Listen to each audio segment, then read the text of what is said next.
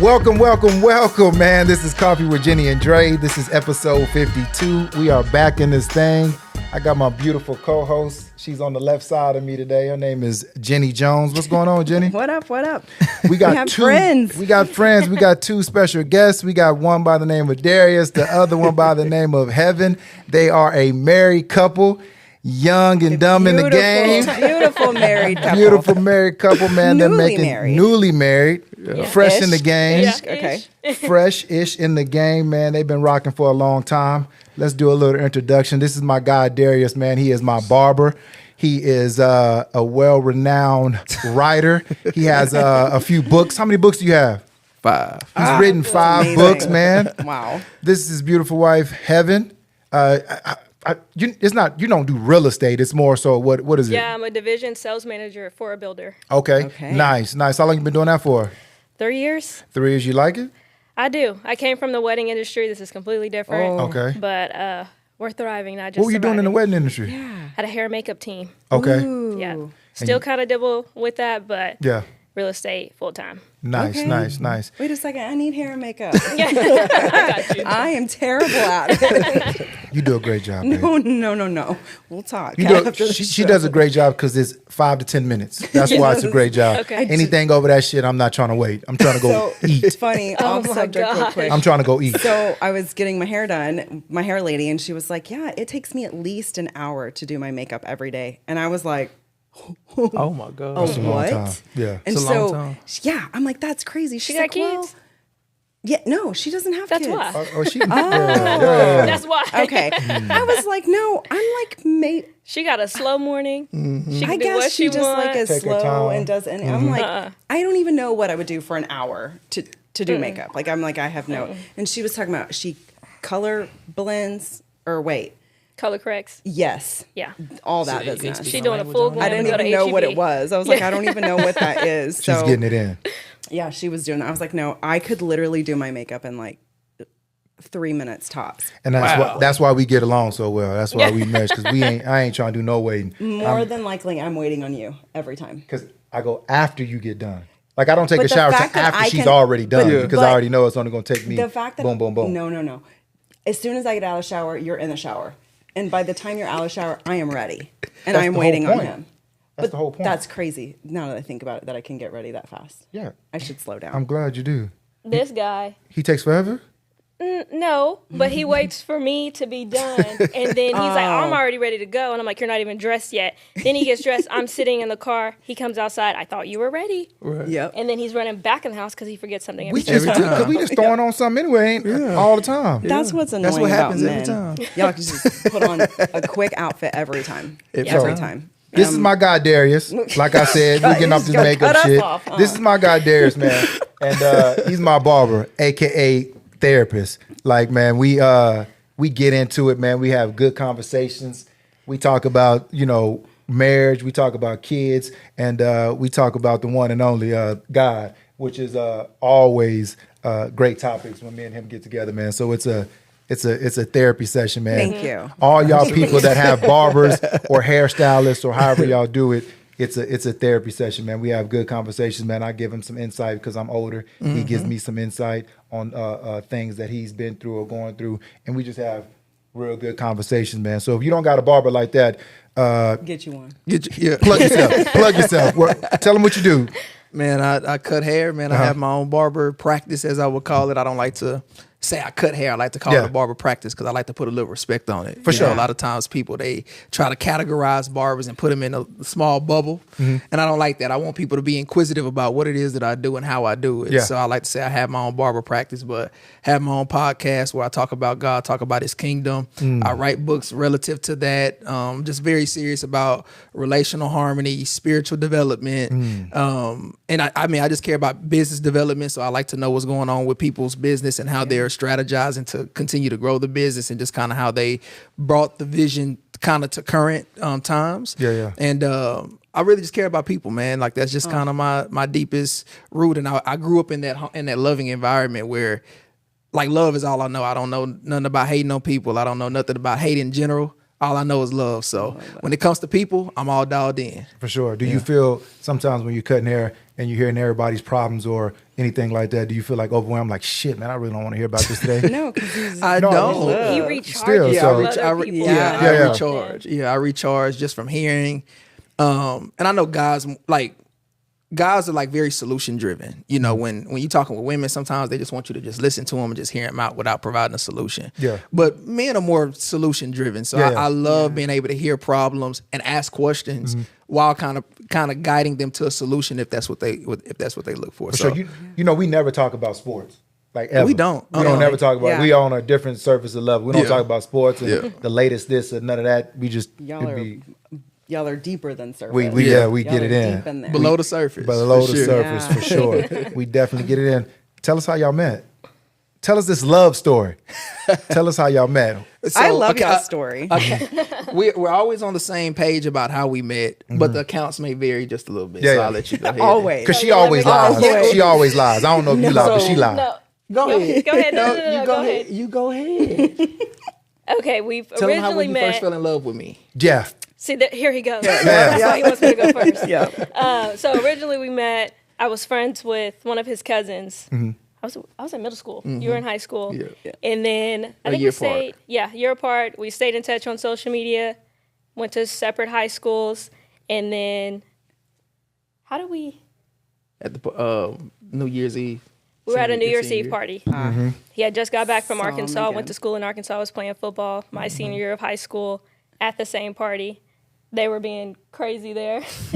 He made sure I got home safely. Look at this guy. And 10 years later, we've been here. So y'all been together for 10 years? Yeah. I mean, she's literally the wife of my youth. So I'm 29. She's 28. Yeah. Yeah. So 10 years, I was 19. She was 18. So Wow. is that considered high school sweethearts? And that's what I always kind of Yeah, teeter yeah. with. Like we Simple Kind of for Kind you. of for me. yeah, Yeah. kind of, sort of. Because I mean, she was literally graduating like that semester, so she only had 3 more months of school left. Yeah. Yeah. and then she was going to transition into college. Yeah. Yeah. So I mean, you can say it is, but It wasn't like all just. Some people think high school sweetheart like all through high school, but Yeah. like I would still say if y'all started dating and she was in high school, I feel like that's definitely. and I like to High label school it as like she's the wife of my youth. Like I was a young man, Yeah. you know, not fully developed or grown into a man, but she's just the wife of my youth. For sure. Yeah. Yeah, she's the That's wife of good. my youth. Tell me this. So when did you know she was the one? Somebody asked me this question today. It's funny. Yeah. I felt like she was always the one, because of how private she is, and how to herself she is. She's almost perfect in every way. And I hate to say it, but I love to say it because she knows it. Like she's out of all her siblings, if I may put it, please don't get offended if you watch this, but she's the perfect child. So she ain't getting no whoopings. She ain't getting on her mama and daddy nerves. Her mama and daddy I was gotta an work. observer. I Yeah. got to see what everybody else was doing, and I was like, I ain't doing that. Were you the baby? You tripping? I'm number 3 on both sides. Okay. Yeah. Okay. I have half siblings, but I was the baby in my mom's household. Okay. Yeah. So that's Got what it. she kind of was more full time. So she always had her ducks in a row, always had everything together. Don't really need nobody to tell her nothing. So, Yeah. you know, just kind of knowing that and seeing that, like when I first met her, she was the first girl that I ever saw or knew that had a Beamer. And I was like, she must come from a wealthy family. So let me tap in and see what's going on over here. So at the party, I didn't know that she had a Beamer, but at the party that we were at, my quarterback was throwing the party. It was a New Year's Eve little get together. And so people from my school, people from her school kind of came together, and it kind of got out of hand, and everybody was kind of running to their vehicles or whatever like that. So I see her running. I see her at the party. She catches my eye. So I just kind of, you know, I keep my eye on top of her, you know. So she running to the car, and I'm looking at her. I'm eyeing her, and she's running to the car too. So I meet her at the car, and I said, let me know when you make it home. Because I think she had added me on Snapchat or something that day. And she had ended up hitting me up on Snapchat, told me she made it, but that's kind of where it was at. Yeah. And so just even from that time, like, again, just how reserved she was just like, she never gave too much. She never gave too much information. It was always like I was kind of having to Like, chase her. Just yeah. kind of Yeah. Work. Well, you gotta work. You gotta You know work what for what I'm you Men are want. hunters. Yes, they are. You gotta work. So that's kind of what it was for me. I'm like, I like the challenge. You know what I'm saying? I like the challenge. I like the work. And But like I said, her beauty is what captivated me. Like it was just, it was enough for me to keep working. For You know, sure. I feel like if she was mediocre in the face or something, Like, listen, I'm not doing all this work. I'm not doing all that. too much Really, work. she was like the baddest. Like she was the baddest for sure. She still is the baddest. Yeah. But where I come from, man, she was the baddest, and I was like, man, I gotta. And I feel like men, we always know way sooner than women. So when did you think that he was the one, and you was like, man, listen, I'm all in on him? There was a time that during that time when we first started dating, I was like, there hadn't been any red flags. Yeah. And I was like, that's a red flag. There ain't. We're going to create a red flag. right, literally though. And it was spring break. And he was in NOLA with some friends. And I just stopped talking to him for no reason. Cut me off cold For turkey. a whole week. She cut me off cold turkey. And I've been there Yeah, with this one. for real. a whole week, and he was hitting me up on everything, like what's going on. He ain't emailed me, but he wasn't blocked. I was just like not responding. He ain't emailed me. Kept you on red? Oh, That the red one, I disrespect. think. That yeah. was Oh that my had me God, hot. the That- 'cause disrespect. man, I sent a long message talking about. I know you seeing this text message. Yeah. know you Da-da-da. see this. Yeah. I felt bad afterwards, but I was just like, something ain't right. It gotta be something. Was it that he was out of town and with friends, and you were just like, I don't want to deal with this right now? He was too Like, good at first. He was just too good. Mm-hmm. He was too just good too to be good. true. Not even acting. That's like, how women do. We want to create something that's not there. which You I know, think like, I think it's good. It's the test of character. yeah, Yeah, yeah. You got to test that character. So I have a He question. didn't stop chasing though, then I was like, all right, he Yep. good. Do you have brothers? I do. Older brothers? Yes. So did you watch? Because like with you saying her story, I kind of felt like I have half siblings as well, but I was the youngest in my mom's house. But I had all brothers, and I Okay. watched them with women and girls, and I kind of like learned the different. game. Yeah, and I was like, I'm not gonna do this or that or this. And I never did anything bad. Like I never was drinking. I never snuck out. I never I never did anything bad. And now I'm like, I wonder if it has something to do with being the youngest. And I would watch them. Like I would watch what they do, and I watched how they got in trouble. And the teachers hated them in school. And I was like the next in, and I was like, I'm not like them. I had to Yeah. like prove Right. that I wasn't my brothers, right? And I Yeah. was like, I promise I'm good. I'm I'm the good actually child. good. Right. But like same with him, it was like he was all in, and I was like, But I got a bunch of red flags, so we ain't doing no. I mean, you have every right to be He did reserved. have red flags, I got red flags but- all day long. We ain't doing no tripping. but you had to work too. Like there was. See how she get the I gotta work shit. Oh, you didn't. Please tell. I was all in, just like he was, showing up with flowers at her job, just boom, serenading everything, Yeah, all the yeah. time, flowers, Lunch. lunch all the Oh, time, man. giving her the works. You know what I'm saying? Right. She Full wasn't package. giving her this thing, and then she was like not showing me the same amount of attention. Yeah. Stop feel the talking. type What? of- yeah. I felt the type of way, but listen, Right. cut it off. Boom. I stopped talking to her. A couple of weeks go by, she started hitting me up because she started missing all that. She wasn't getting that type of attention. She started hitting me up, started liking me. I started doing like she doing me, not responding, not giving her the. You know, didn't Oh, do my all I did do that. You not, always not to the extent that responded. you was doing, but I was giving you like, whatever. Look, A little coldness. cold No, he shoulder. told me Yeah. he was like, I don't like you anymore. That's what like I told he him, literally straight said. up. He's like at the beginning, I really liked you, and then you weren't showing it, so now I just I don't like you like that no more. as much. And I was like, It's cool. And then we finally got on the It don't same matter 'cause page. I like me. I know, right? And I didn't believe him anyways. I was like, I know. No, he I didn't like you like Yeah. that no more. I thought you were cool at the time. and here we after are. that. And then we started to get on the same page. And after that, we've been rolling. But I wasn't gonna let her go because I knew the second day that I was gonna marry her.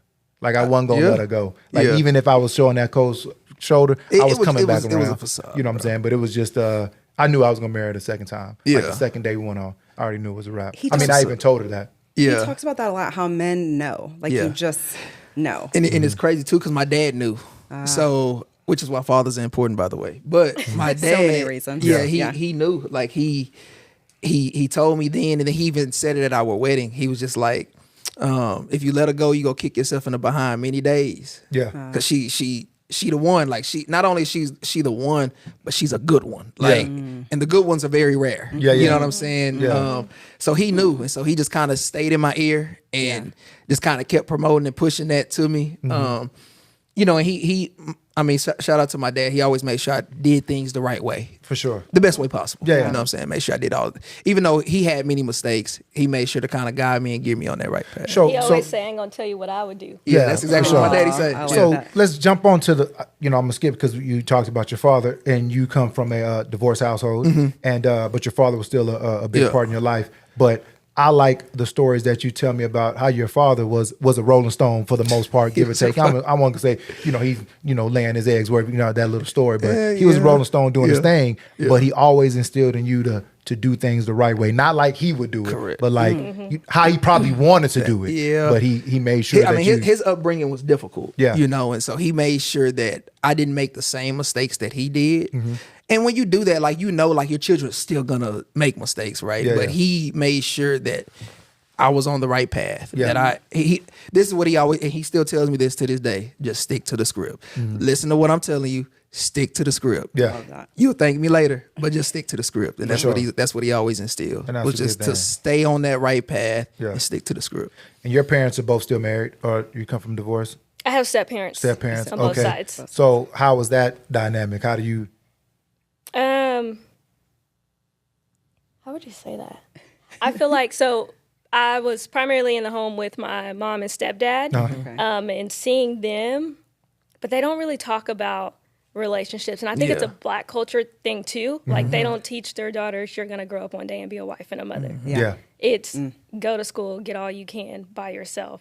Start dating when you're 40. Yeah, for sure. For sure. Yeah. For sure. So that was very different. But my dad and my stepmom, very healthy relationship. They're very fun. Both of them are very fun. So I got to see a two-parent household. Yeah.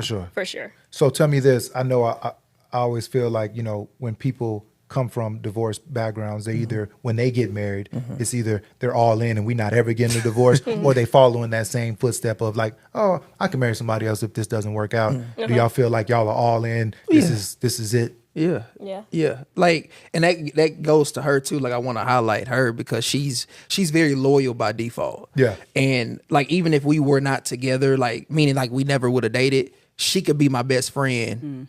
And that would be cool because she's just that loyal. Like, so like those attributes of her friendship carry over into the relationship. So for sure. I think that like the type of friend you are is essentially kind of the type of partner you can be, you know? Right. And so all of the positive attributes that she has within her friendship capacity, that's what makes her a great spouse. Nice. Yeah. And that's so important because they say, once kids are out of the house and you we're old, gotta go, and nothing works anymore. Right. Like, you have that friendship still. And that's like so important to have. So I love that. Yeah. That's awesome. You grew up in the church. I did. You didn't grow up so much in the church, but now y'all are one. And this spiritual guy here, like, how does that translate in your relationship? Since you didn't really grow up in the church as much as he did. Yeah, I think it makes it easier for me because I'm not conditioned to religion. Yeah. We did go to church growing up. We went to a non-denominational church, but not traditional at all. We focus more on relationship than religion. Yeah. And I think it made it easier for our own discovery and process now as adults. For sure. Yeah. How was it growing up in the church? It was, it was really just routine. Yeah. And I think that's what it is for a lot of people. It's just it's routine. In the Black community, for sure. It's routine. Like, that's what you do every week, which is nothing wrong with that. And it was like it was a family thing that we always did. Like, it was always go to church, done with church, now we're gonna have family time. Like, that was Sunday ritual. So I grew up and I was always kind of into music, so I played the drums a little bit. I was just always doing stuff in church. Like, anything that I was allowed to do, I did it, And so that routine was really like, it can condition you over a period of time. Cause you're in a setting and you're hearing the same thing kind of over and over again. And it's not until you get older where you can either choose to kind of stay on that same path and continue to be conditioned, or you kind of break out of the box and see kind of what else is out there. Maybe what did you miss anything? Right. If something feels missing. For sure. And that's kind of what it was for me. Like, just growing up in the church, it was good. I think that like even when you look at like Black R&B, for instance, and you look at some of the most popular Black R&B singers, a lot of them grew up in the church. Yeah. Beyonce and Jasmine Sullivan, like all of these women that have cultivated Black R&B, like they came up in the Black choir. You know what I'm saying? Yeah. Monica, Yeah. And so the church is a great place. It's a great sense of community, especially in the Black community. Yeah. And so I think just kind of having that foundation was good for me because it gave me a base. Yeah. It gave me a base. And so just kind of growing up in it, I was able to establish myself, able to establish my base, and get the information that I needed. And then once I got older, I began to get the information that I didn't receive. Yeah. And that's kind of what Then you can put catapulted them me together. to blend them together. Nice. Kind of erase what I don't need anymore, or that's just kind of man-made tradition. Yeah. And replace it with the thing that is fulfilling. For sure. Tell us about the story of you giving Heaven her first Bible. Just some plain It's shit. so Come on. great. Tell the Say it. story, You player. have to. Tell the story, player. This was after I had cut him off. Okay. Like, hold on. Okay. You didn't tell me that. You didn't tell me that she cut you off and then you backdoored her with the Bible. I backdoored with the Bible, man. But credit to my dad. He always made sure that I stayed on the right path. Me and him the relationship that me and my dad had, as opposed to father son, it was almost like friend and homeboy. So that kind of allowed an openness of conversation between me and him to always be honest and open with one another. Yeah. So he would share things with me from his experience, things that he did and why I shouldn't do it. So he really kind of gave me the spirit of a lot of things, like as opposed to like, oh, don't do this. Okay, well, that's fine. But more times than not, they still go do it. Right. But nonetheless, my dad, he gave me the spirit of why you shouldn't do things. So I kind of took that and ran with it. And with her, like, it was genuine. Yeah. I bought her a Bible because, again, even at that time, like, I was 19, still heavily involved. I wasn't going to church as frequently because I was in school. I was in college. Yeah. I was a part of, like, some college campus ministry things. But for the most part, like, my relationship with God was still intact. But I had bought her a Bible because, for one, I realized she didn't have one. And two, I knew she didn't go to church like that. Yeah. And so that kind of I wanted to introduce her to that, not necessarily in terms of churchiness, but like relationship on God. And I think that's kind of like the foundation of what you can build on. Yeah. So I bought her a Bible. She still has it to this day. Nice. I wrote her a little note in it. And the biggest thing is that I wanted to, especially like being young. I'm 19, she's 18. Told her I wanted to make love to her mind before I ever thought about making love to her body. Listen up, young folks out there, young fellas, That's so young good. players. Listen up out there, man. Would you tell her again? Hey, Would you I want tell to her? make love to your mom before I make love to your body. Come on now. Did you like melt when he said that, or I mean, what was? Shut I up. mean, Did you melt? because you're young. Yes, because at 19, for a 19-year-old Yeah. to say that, like Yeah. that's not normal. Yeah. I did not melt. I'm like, Okay, you're like You he's know, lying. slide Red off. flag. Red flag. Red flag. No, red flag His for something real. isn't right here. Red flag for Yeah, real. yeah. But it extremely thoughtful. Yeah. But in a moment, I'm like, who told you to do this? Yeah. It really, Yeah. really don't, like, I don't even know where that came from. Yeah. Like that just came out. I don't Came know. from God. Yeah, I Yeah, mean, for sure. it came from God. Yeah. Yes, but I mean, and it's one of those things too. Like I even bought her that Bible because I wanted us to do Bible studies together, and I wanted us to be able to read did start scripture, doing like, that. Yeah. and start doing that because I was doing that with one of my good friends that I grew up with. His name is Marquise Sneed, and me and him would go to Panera Bread once a week, and we would have a little Bible study together. And just homeboys, like Yeah. we would just break bread and just kind of have. And again, this is outside of the church, so this is like I'm not going to church every Sunday like I used to. Right. Like I said, I'm in school, so whenever I would come home, like whole summers, man, me and my boy Marquise, we would kick it, man, and we would just really do life together. Like when you talk about, having a brother, Yeah. like that's kind of what that definition is for me. And so, just being, and he's a couple of years older than me. Yeah. So, just going to Panera Bread every week, having Bible study. I'm like, man, like I'm dating her. Like we need to be doing this, something For very sure. similar. Yeah, yeah. Maybe in our own way, but that's dope to do. It's the right thing to do. So that's kind of what prompted and promoted me to kind of do that. For sure. Why were you so accepting into, him bringing the Bible in? Like, because, you could have been like, I'm not even trying to do religion or spiritual stuff. Like, what made you accept him bringing this into you? It was good. Okay. Yeah, I knew Yeah. that it was good. And it's not that we didn't do religion, but we did relationships. So we were supposed to be reading our Bible ourselves, having this relationship with God. So to have someone who was more spiritually sound than I was want to join in this space with me, there was no reason to reject it. Nice. So I have a question on that. So initially, because you didn't grow up in the church, so were you like nervous the first time, or like where in the Bible do you start? I mean, they're like, did y'all start? You know what I mean? Like, do y'all like remember? I don't think that we started from like, let's start from Genesis and work our way to Revelation. I don't think that was a thing. It was just like turn to a page, let's read it, and let's read it. break it down together. Yeah. So I had a question. So when you're new into the Bible and reading the Bible, and you don't go to church, but you want to read the Bible, it's so hard to understand the Bible when you don't go to church. Like it's hard to break down those scriptures, hard to break down those meanings. What's the advice that you give people that just don't want to go to church because that churchy feel is not their vibe, but they really want to get into the Bible? They love Jesus, they love God, but they just want to read the Bible and not go to church. How would you tell them to break down that Bible and get it to a understanding level? I mean, now we got more resources than ever. Like, I mean, we have resources to everything. And so now I feel like even at the time, like we still didn't have as many resources. Yeah. But I know for me, like I go to like local libraries, or I visited local libraries.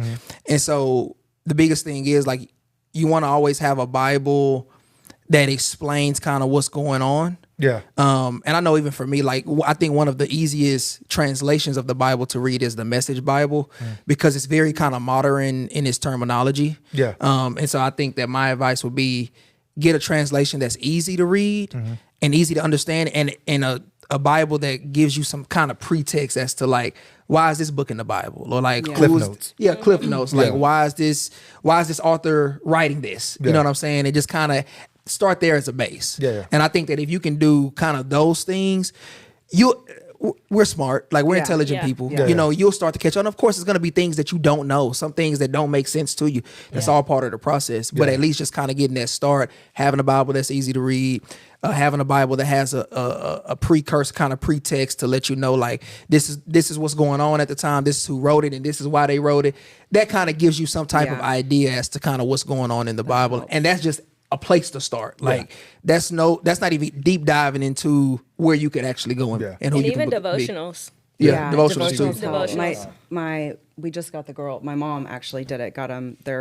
They've had Bibles, but they got new like teenage girl Bibles with devotionals, and every night, like, and it's like I want to get to the point where even like I want to learn from y'all and like me and him do better. But like my kids, even without being in church, like they're drawn to it. They love it. Like they're reading it every night. I go in there before bed and Blakeland's like reading her devotional. She's like, let me read this one to you. Without me telling them. Like and I'm like, read it to me. And then I'm like, what did you get from that? And she'll, say, and I'm like, she's like, it's neat. And then they say, and I have them pray. So ever since we were little, we pray every night before we go to bed. And now I can say, Blakeland, you pray. Because one thing for me is I'm still, and even today I was praying about it. Praying out loud has always been uncomfortable for me. For sure. Like, and I don't know why. I don't know why that is. I can pray all day in my head. Or I can pray by myself. But like praying out loud, I get like intimidated by it. Like what I don't know. It's very interesting that I feel that way. So I'm trying to get past that.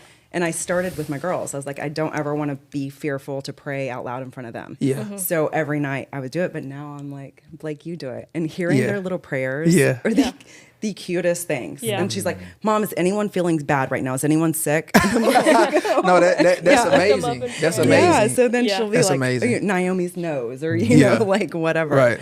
So I just, that's just what I thought about just then. But do they have the book for dummies? Do they have a Bible? They probably do because they had it for and I would think too, like I mean, they make Bibles and devotionals for like every age group. So I mean, even for me, like my kid Bible, like the Bible that I vividly remember having as a kid, it was an illustrative Bible.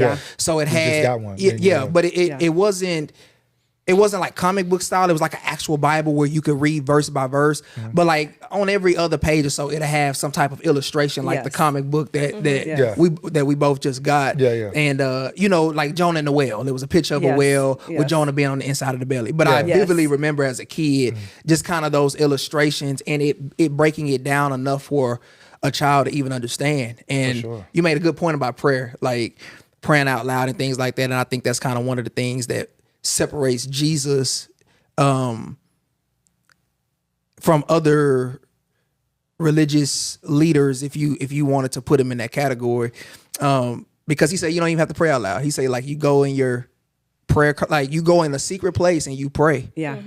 Like there's no pressure to have to showcase out loud or do it out loud. Which I understand the context of what you mean, you know, praying with your girls and stuff like that.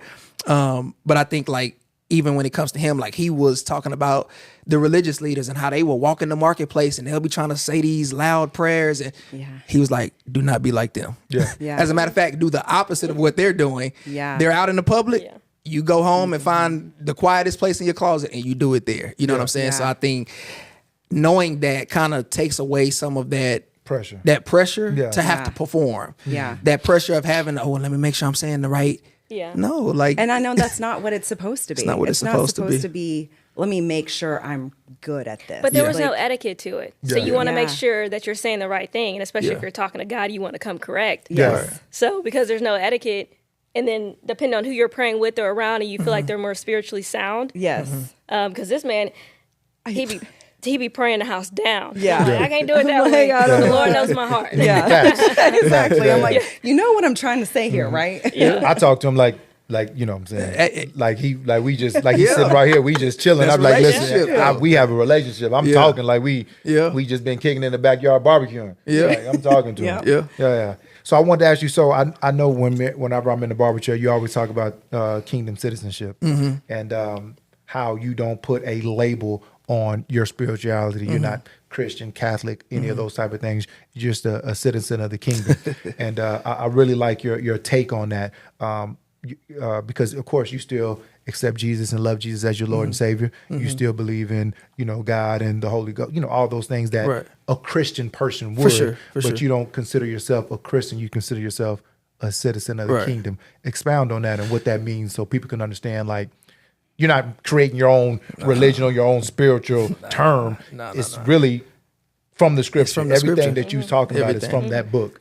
So like in the book of Philippians, it talks about us being citizens of the kingdom, literally. I think it's Philippians 3:20. I could be wrong, but in the book of Philippians, it's a short book, so you can go double check me on that. You'll find it. It talks about us being citizens. And the reason why I denounce labels is because I feel like it kind of brings up walls when you're talking with people of different walks of life.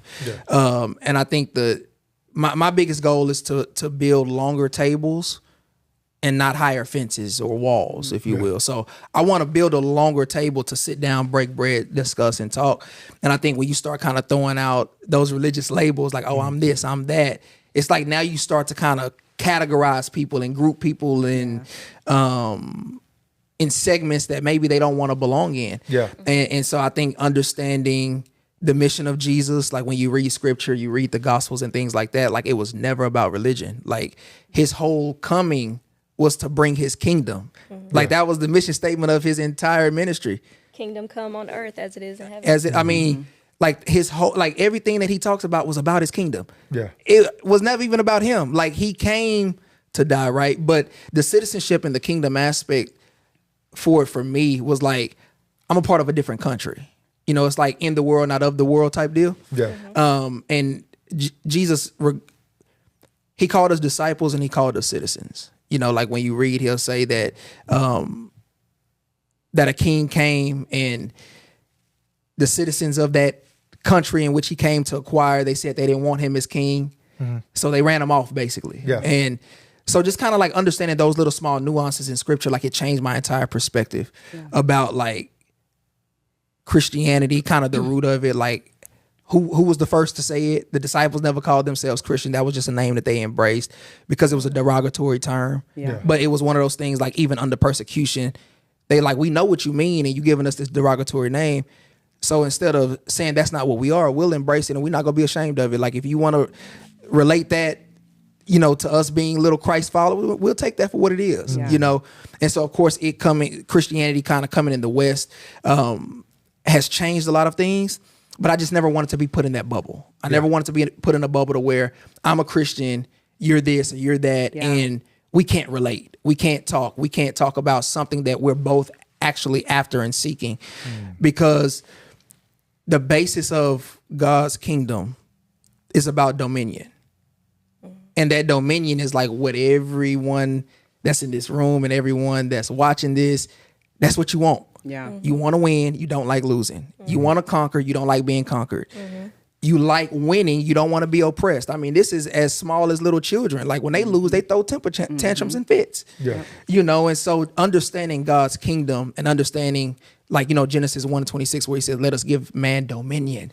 It's like, man, like I started studying that after hearing it from a mentor, and I started studying it. I'm like, man, like God literally gave us the willpower to overcome, to win, to not be a slave to evil, to not be a slave to negative vices, to not be a slave to sin.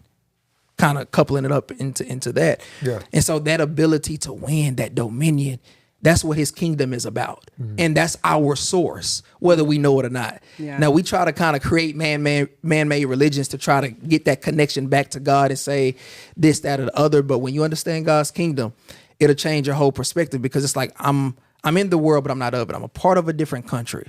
I have a different cultural system that I abide by. I don't abide by the cultural system of this world. Like the cultural system of this world is so tainted. It sees through the lens of sin. It's so perverse in nature. It's so hyper this, hyper that. Yeah. But I operate by a different code of ethics. You know what I'm saying? Sure. Yeah. So that's kind of what that kingdom citizenship is like. It's knowing that I'm a part of a different system. Yeah. And trying to colonize and spread that goodness here. Yeah. Nice. Yeah. So tell me this, what's your take, like when people, when they say, they can't, like, I can't hear God. Like, what is it how does a person supposed to feel when they feel like I hear God, or I can talk to God and he gives me answers and those things? Because a lot of people don't understand what that voice is. Because that, to me, I feel like that voice is really you. It's really your voice, and it's, what I'm saying, but it's through God. For sure. So how do they know, like, what that sounds like, and what people mean, like, what's your purpose? Because sometimes they're ignoring it. Yeah, they ignore that voice, and then like, what does purpose mean? Like when somebody say, "Oh, this is my purpose," so what does that mean to you? Purpose for me means what you're placed on earth to do, not only accomplish but to do. Yeah, that could be on a small scale. It could be on a grand scale. You could be reaching the nations, or you could just be reaching the community.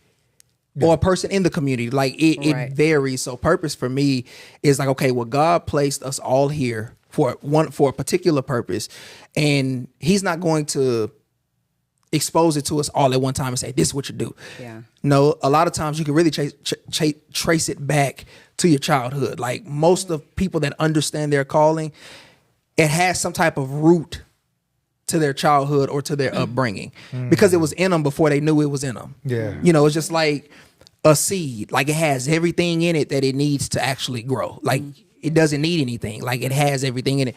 Like our son right now, he's 10 months and he's in that stage where he's between crawling, standing, and walking. Like he's not walking yet, but he's standing, and his body at nighttime, I noticed it, his body is like growing through it, but he's trying to fight his body, but it has to come out of him. Yeah. So it doesn't matter how much he toss, turn, whine, and cry. That crawling, that standing up, like all of those things are already in him. He's doing it in his sleep. So that purpose, he has the purpose to walk. Yeah. He has the purpose to crawl. And it's literally like it outgrows you. It comes out of you. It's so deep in you that it's really nothing that you can do to suppress it. And so at some point in your life, and it's at various points in people's life, like it might be when someone's 5, it might be when someone's 10, 15, 20, like it could be at any point in your life. It's going to come out of you at some point. Yeah. And so that discovering purpose is not something that you may discover early on. It may be something that you discover later. And it might discover you. And it may discover you, So that's what purpose is for me. That thing that's inside of you that God intently placed in you, allowing it to come out and using that as influence to the world. Or, and when I say the world, of course, I'm talking global, but I'm talking about the people that kind of can immediately catch a stray, if you will. Right. Yeah. You know what I'm saying? Let them be impacted by what has to come out of you. So that's you what feel purpose God is for talks me. to you? Oh, yeah, absolutely. What does that voice, what does that voice sound like to you? What does that feeling feel like to you? I think it's different for everyone too. Yeah, I think it's different for everyone. Yeah. And for me personally, his voice is like what I'm not thinking about. Like I don't muster up the thought. Like, and I know that I don't muster up the thought. Yeah. And it's like she knows it. Like I'll be in my study, like when I'm preparing for my podcast to do my lessons and stuff like that, and it'll just be flowing, and I don't need any interruption. It's just like it's going. It's like I know. It's almost think about somebody hacking your phone. Yeah. You pull out your phone, you scrolling, and then all of a sudden it's scrolling on its own, and you trying to stop it, and it's not stopping. That's how God's voice is for me. It's like once it gets going, it does not stop, and so that's why I'm able to kind of get things out of me. And she knows. And he got to get it right then, I do. because he's always saying that God isn't obligated to repeat himself, and he'll be asleep. And he'll get out the bed. I'm like, what are He's you like, doing? yeah. And he's like, he Writing didn't it thought down. of something, or God had hit him with something in his sleep. But it's and not. you gotta go It's get not. it on It's not paper. my thought. Like it's not what I originally thought. I have that all the time. Yeah. And I feel like, man, I got to write it down, but I just ignore it.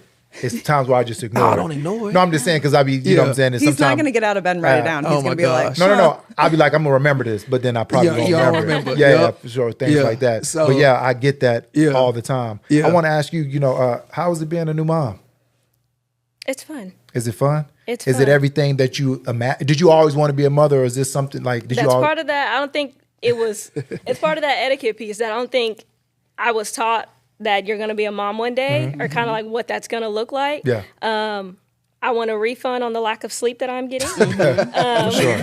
and no one prepares you. No one prepares you. Yeah. I did not know I was going to be sleeping in increments for a whole year. Yeah. For sure. It's ghetto. Yeah. Yeah. But otherwise, it's sweet. Yeah. It's very sweet. It's cool seeing him do new things for the first time. And I like to watch him. That's my favorite Yeah. thing. Yeah. It's just watching him do whatever by in his himself element. and just, Yeah. him Yeah. exploring. Yeah. But it's been great. So I know y'all got a good support system. His mom was Yeah.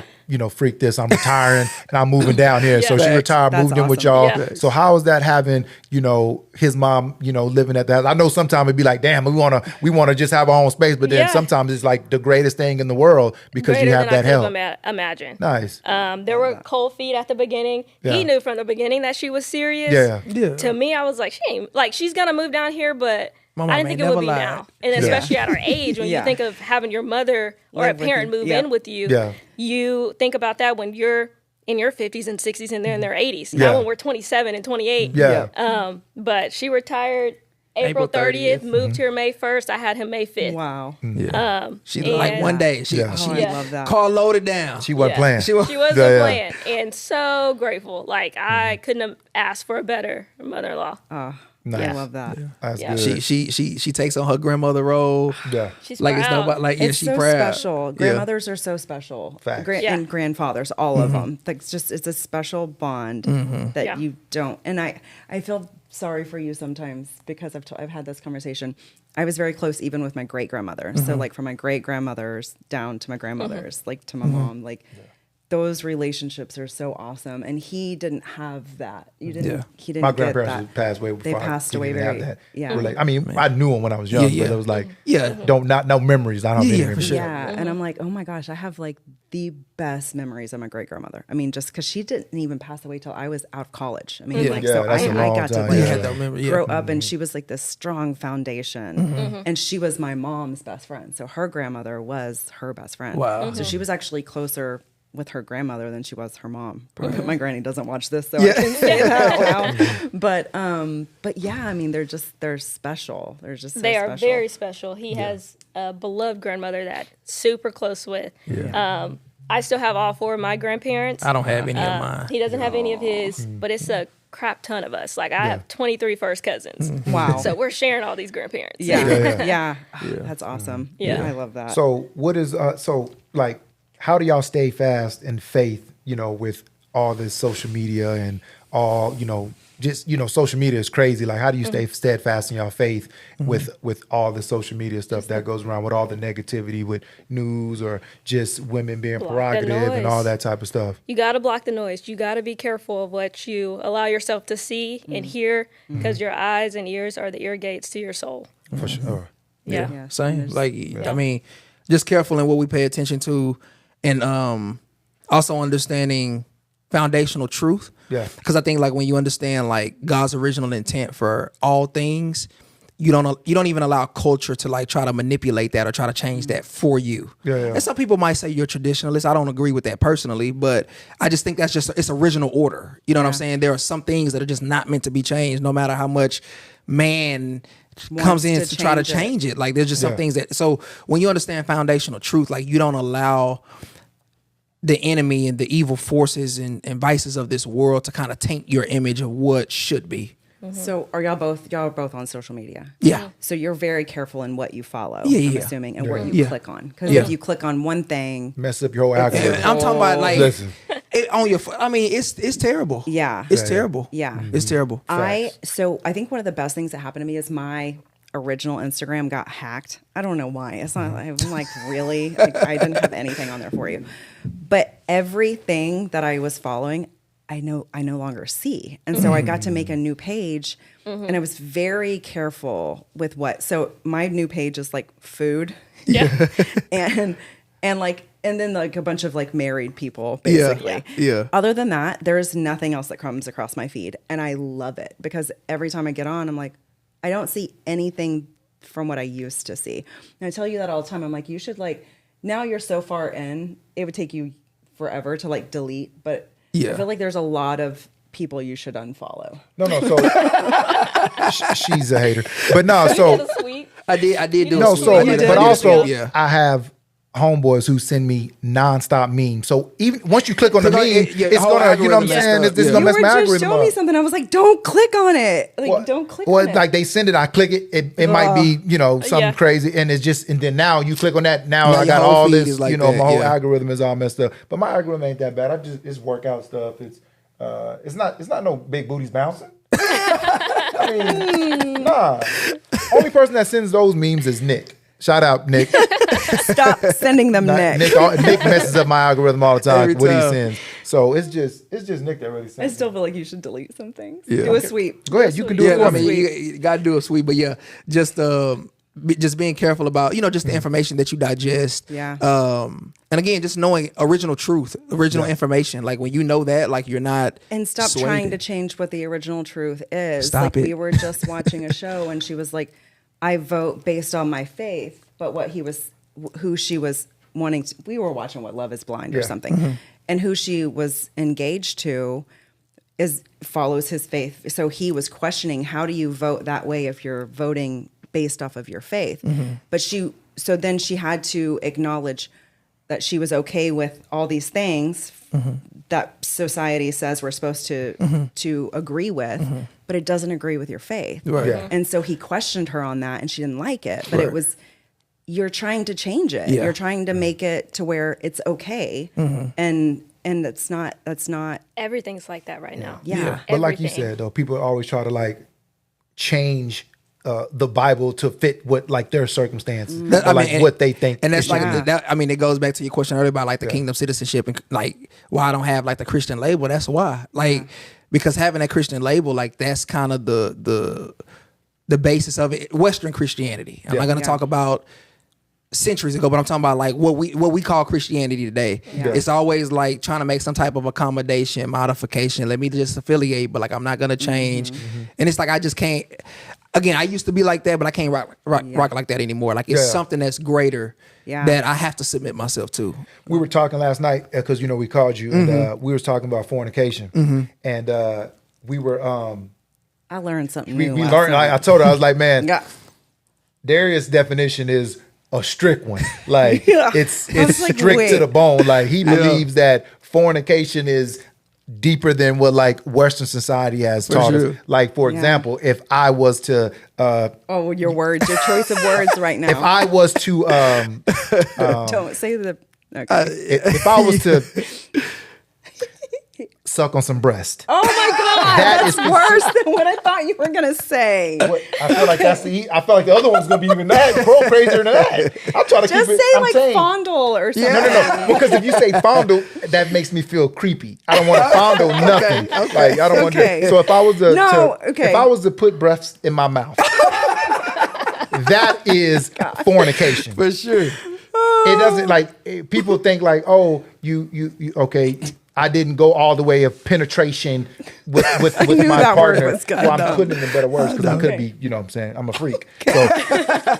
So penetration, people think like, oh, that's considered, oh, I'm a virgin or I'm not a virgin, but it's way more deeper than that. Expound on like, because I feel like you coming from a kingdom stance. And most people are thinking about it in a Western stance. Like we think that we can blur lines. You can't blur be lukewarm. You cannot be lukewarm. You can't blur lines. And again, that's something that I didn't understand. And again, that comes from understanding the spirit of what God says, and not just like the letter. So the letter says not to fornicate, but it's like, okay, well, understand everything behind that word. You know what I'm saying? And so, you know, when it comes to fornication, that includes living together before marriage. Like it includes all those things because now you're starting to take sacred things and make them kind of for public consumption, if you will. So, you know, what's private is between man and woman who are up under the marriage covenant. But what's public is when y'all not married. You know what I'm saying? And so now you're taking... And acting like you're married. You're acting like you're married. Like you're trying to reap the fruits from that tree. Playing house. And you playing house. And again, like you hear that growing up a lot, like don't shack up. Don't, you ain't... And again, you hear that and it's like... They do a little something, but they could have been, you know, deeper on that to advise people to be better. But again, it's understanding the spirit as to why you're saying that. Because again, you know, when you're talking to teenagers, young adults, they ain't trying to hear none of that. Like it's like you have to literally give them the spirit of what that means, especially if you're you know, raising children in a household of faith. You know what I'm saying? If you are not raised, then this don't apply. But again, having a spiritual understanding, it's understanding like when it comes to fornication, all of what you just said is included into that. Into that. You know what I'm saying? And again, that's biblical. Like that's understanding God's original intent. God's original intent that all of what you just said takes place between a man and a woman who are up under the marriage covenant. For sure. If you're not married, then don't and you're do doing it, you're playing. For sure. Oh, and so I had did a lesson one time and I was talking about covenant and talking about the marriage covenant and sex before marriage and things like that, just from perspective and understanding the kingdom's cultural perspective on it. And she always translates like the marriage covenant to marriage covenants. You know what I'm saying? So you covering your nuts. For sure. You know what I'm saying? With the marriage covenant. You know what I'm saying? It's between one person. And that's how it's supposed to be. So that again, it's having a kingdom understanding and not like a Western Christianity idea of it where it's like, oh well, God will forgive me, or it's grace. And I'm so sick of people abusing grace. People pre-plan their sins based on grace, and He gonna forgive me later. For sure. That's so true. I do that. Well, I'm honest. I do that. Yeah. I do that a lot. Like I'm gonna ask for forgiveness, but I'm gonna go ahead and do this real quick. And I know it's not right, but I'm trying to be better. You know what I'm saying? So I find myself doing that a lot. It's just having a kingdom perspective, man. Like understanding that, like again, doing that. All of what you just said, I'm not gonna repeat, but all of what you just said brings pleasure to the body. If you're bringing pleasure to the body, that's fornication. None of we can get into the minutia details and the nuances of it. We don't have to. But you're bringing pleasure to the body, and God says that pleasure is only reserved for married people, two people that are under me, that is up under my, because I created sex in proper context. The enemy came, sin entered the world, and now you view sex in its improper way. For sure. So now it's perverse. Now it's this. Now it's that. It was never meant to be viewed that way. It was meant to be viewed through the lens of a proper perspective. For sure. You know what I'm saying? And so that's that kingdom perspective that you have to think of. Like again, when it comes to like kingdom citizenship being a part of another country. For instance, if, you know, we're here in the United States, we have our U.S. citizenship. If we choose to go and live somewhere else, wherever we go and live, we have to live by their laws. We can't go over there talking about, oh, well, I'm an American and this is what we do in America.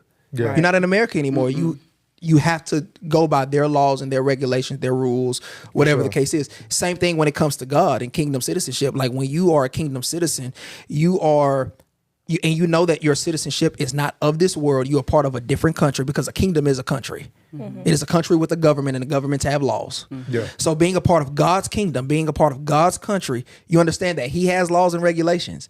And so if you choose to align with that, you have to abide by his laws and his you can't say, well, Lord, I'm in the world. No, you're in the world, but you're not of it. So you don't bring world activities into that kingdom. Yeah. Yeah. You don't do that.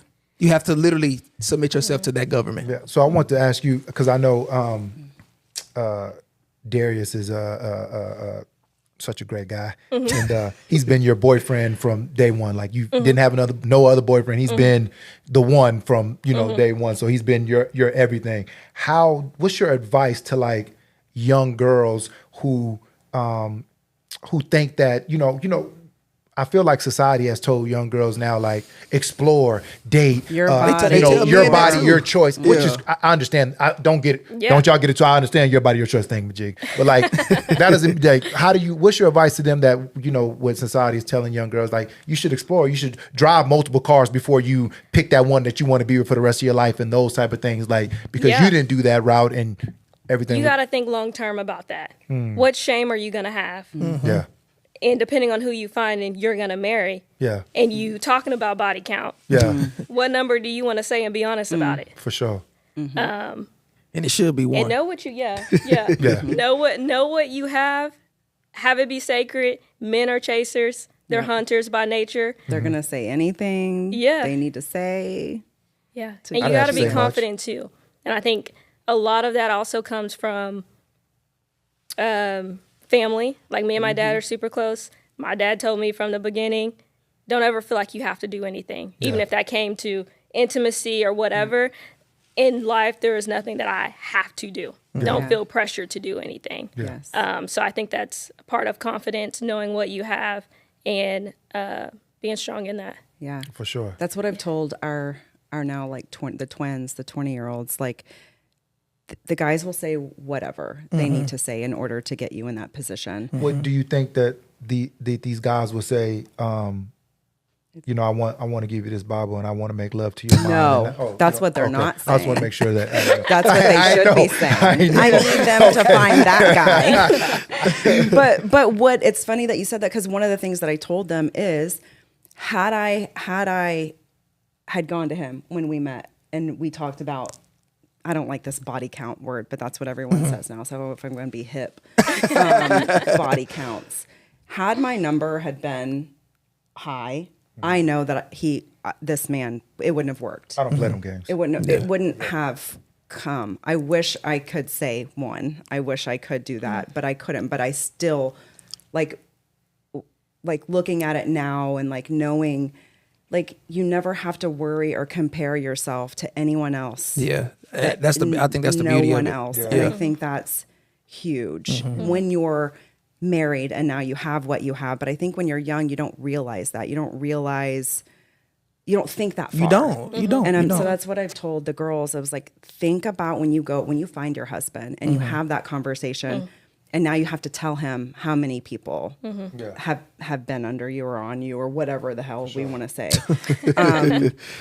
Don't have that number be high. Like, So it's definitely commendable. Yeah. Yeah, and we respect that. It's amazing. And just even like Thank with you. your story, man. I think like when we talk, like, you play sports. I'm thinking like, I play sports, like, just with men in general. We like, like we didn't done this, done that. Yeah. And when you're like, nah, I ain't done that. I Yeah. was like, this nigga play football. You know what I'm saying? I was like, I wow, also like, think that our parents both instilled a healthy level of fear in us. That, like, Yeah. my mom was just like, you do anything, I'm going to find out about it. And Yeah. having older siblings, they would test the waters on multiple things. Yeah. I mean, teen pregnancies in our family. Yes. And I seen my siblings do things and my parents find out about it. And that was just like, yeah, nope. you're not doing that. for sure. And I saw this great thing one time. It was like on Transformation Church. What's his name? What's the preacher's name? Do you know? Mike Todd. Todd.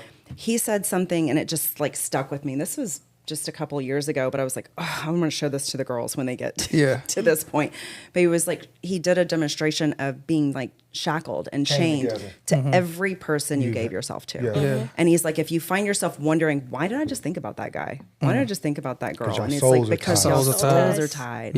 And he showed like the chains and the heaviness of everyone you're going to bring into your marriage. And I was like, that is such a good demonstration on like what this is, and you've got to think long term on what you want your marriage and life to be, and if you want all this coming along with you all the time. For sure. And I was like, oh, that's we're going to end with this question for you again.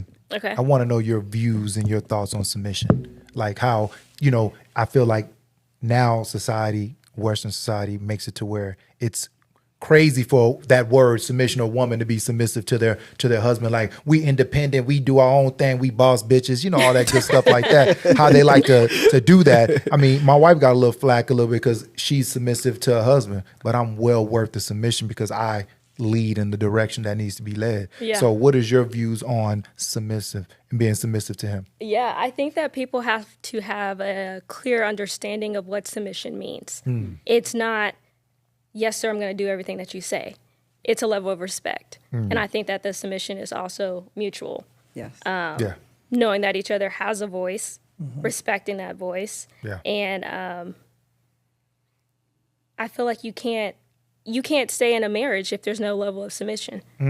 Because you're going to be fighting each other every day, all day about something. You're going to fight me every day if you tell me I can't go out to eat somewhere. There are some things that, are non-negotiables, but I think it's a level of respect, for sure. I agree. And that doesn't make you weak to be respectful. That's what society wants it to look like. Like, oh, you just with her because she's just, okay, yes. And then it's like, that is not. But also, who hurt you? Why do you have to be so strong all the time? Yeah. For sure. Yeah. Okay. I like that. Darius, tell us where we can find you at. On every social media platform at Darius Nouns. What's your podcast called? It's on the Darius Nouns, but it's Mindscape Mondays and Think Tank Tuesdays. But like if you search that, it won't show up. You just have to search my name. That's your YouTube channel as well? Yeah, Darius Nouns. What's the name of those books that you have, and where can they find these books at? So Your Morning Coffee Volume 1 and 2, Becoming the Highest Form of Self, Shattering Illusions, which is How to Understand God's Kingdom in a Democratic Society. And then my 5th book, which I just released this week, which is called Contrary to Popular Belief, Who Needs Man-Made Religion, Not Us. So I like all the names of those. Let me go get all those. So you can find those on my website at dariusnouns.com. Nice. What's going on for y'all in the future, man? What do y'all got planned? More kids? More? How many kids do y'all want? I think I only got one more. Even numbers is the best, by the way. Even numbers always. And 4 too many kids. I can't do that. Even numbers. It's either 2 or 4. You better decide. I would say 4. If she would allow it, but I would say 4 because we have the village for it, so I don't feel like we'll be pinned up and with no help. But I would say 4. But I think her number is 2, so I got to settle with that. So. I think once you have 2, you'll realize. Okay, because they always say if you got 2, you can do 3. You got 3, you can do 4. Right. Right? It seems like it does get easier in some sense, but he's not sleeping through the night yet at 10 months. Is that right? Not fully. So I think that's where you're like, hold up. Because our first 2, they were like angel babies, just right through the night, just perfect. And then this last one, I was like, what in the world? I mean, it was like she was a full year before I got her to sleep through the night, and even that was torture. And like I remember every 2 to 3 hours. Yeah. And then she would be up 2 or 3 hours. Oh my god! And I'm like, this. So when she was up, she would get up. Oh, she was up. Wide awake. Up. Yeah, trying to chill. And I'm like, if that would have been my first child. Yeah, it would have been one and done. Done. We have a really cool kid. I can't say that. He's cool, but I just don't want I want the years of having children to be behind me. Yeah. And I don't want to keep doing this over again. Yeah. For sure. Yeah. But luckily, you're young. You can definitely pop out 3 more. I mean, that ain't nothing. Be just done pop them out, simple. By 35. Shit is easy. 2 more is a stretch. Okay. 2 more is a stretch. Okay. Well, you can't do 2. You Gotta gotta do be even numbers. Either 2 or 4. 4 too Unless many. they're super close in age, then you could go with 3. Yeah, because they can all Because play they all together. can play Yeah. together. Yeah. Well, this is Coffee with Jenni and Dre, man. Like I said, you can find us on TikTok, Instagram, YouTube, Apple Music, or Apple Pod, Spotify. We are everywhere. This is Coffee with Jenni and Dre. We're going to have Darius close us out with a prayer. And we're going to wrap this thing on up. Shoot on, bub. Absolutely. Thank you, God, for allowing us to come together to have fellowship and to have word and to continue to learn one another and to build longer tables and not higher fences, God. We ask that you continue to be with us, expose us to who you created us to be, and continue to mold us into who we need to become so that we can represent you, we can represent your kingdom, and we can continue to colonize the earth with your glory, with your standard, and with your structure. In Jesus' name we pray. Amen. Amen. And we are out. Peace. Peace.